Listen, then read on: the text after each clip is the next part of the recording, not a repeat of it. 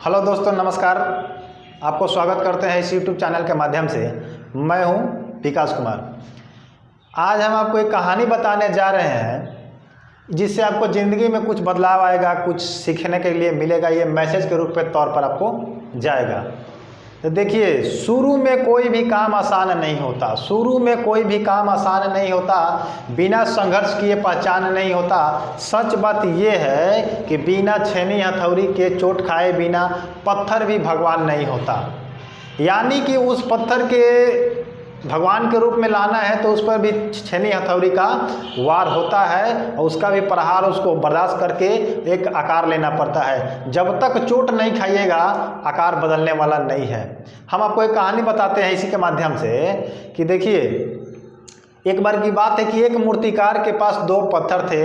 एक मूर्तिकार जो मूर्ति बनाता था उसी के पास एक व्यक्ति आया बाहर से और बोला, क्या बोला?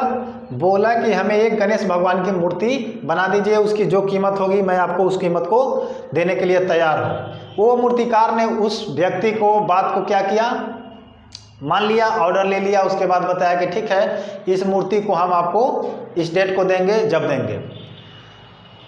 तब शुरू में मूर्तिकार किया क्या कि एक पत्थर के ऊपर दो पत्थर उसके पास थे, तो एक पत्थर को किया क्या कि उस पर वार किया तो उसके पत्थर से क्या निकला?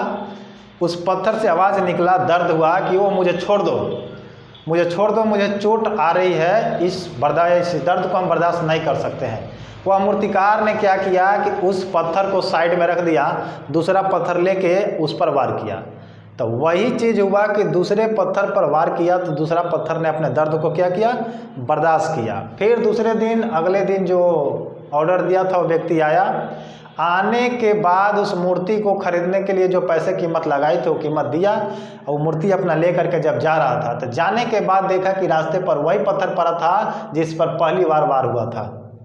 तो वो व्यक्ति ने सोचा कि इस मूर्ति के साथ साथ में इस पत्थर को भी ले लेते हैं, इसके यहाँ पर क्या कीमत है, कोई कीमत नहीं है तो यहाँ पर फेंका रहेगा।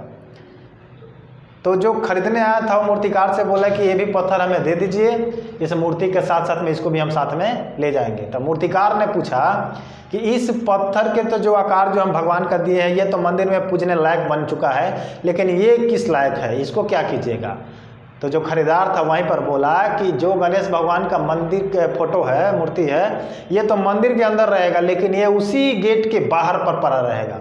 उसने पूछा कि इससे क्या मतलब हुआ, इससे क्या आपको पता चला?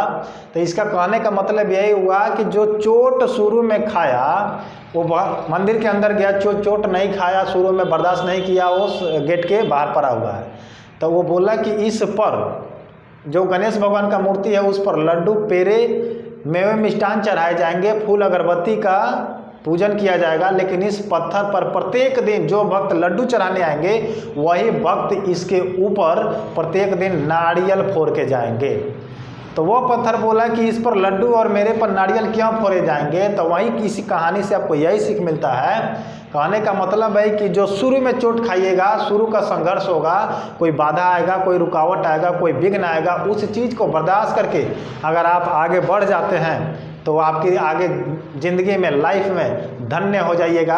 आपके फूल माला की बारिश होगी, लड्डू, पेड़े, मेवे, मिष्ठान सब कुछ खाइएगा, लेकिन जब शुरू में बर्दाश्त नहीं कीजिएगा, अगर वही चोट आपको ज़िंदगी के बाद अगर अगले आम तौर पर फ्यूचर के रूप में आपको चोट खानी पड़े तो सबसे खराब वक्त वो होता है जो लाइफ में आगे चल के जब दर की ठोकर खाइएगा तो वो गड़बड़ है। तो आपको यही डिसाइड करना है कि शुरू में चोट खाएंगे तो बाद में जाकर के सुख पाएंगे, लेकिन अगर शुरू में चोट ना खाइएगा, सुख खोज लीजिएगा, थोड़ा बर्दाश्त नहीं कीजिएगा तो आगे चल के वही स्थिति आएगी जो उस पत्थर को नारियल फोड़ने की स्थिति आई थी। तो किसी भी मंदिर के बाहर देखिएगा कि एक पत्थर आता है जिस पर हमेशा नारियल फोड़ा जाता है।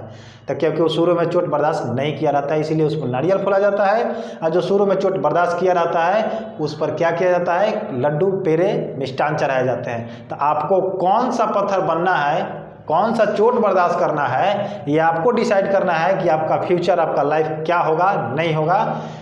इस कमेंट बॉक्स में आप में ज़रूर बताइएगा लिख के कि आपको कौन सा पत्थर बनना है।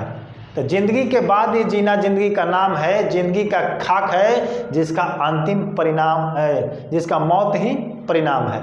यानी कि जिंदगी के बाद ही जीना जिंदगी का नाम है, जिंदगी क्या खाक है जिसका मौत ही परिणाम है। तो इससे आपको क्या शिक्षा मिलती है इस कमेंट बॉक्स में ज़रूर लिखिएगा। थैंक यू, जय हिंद।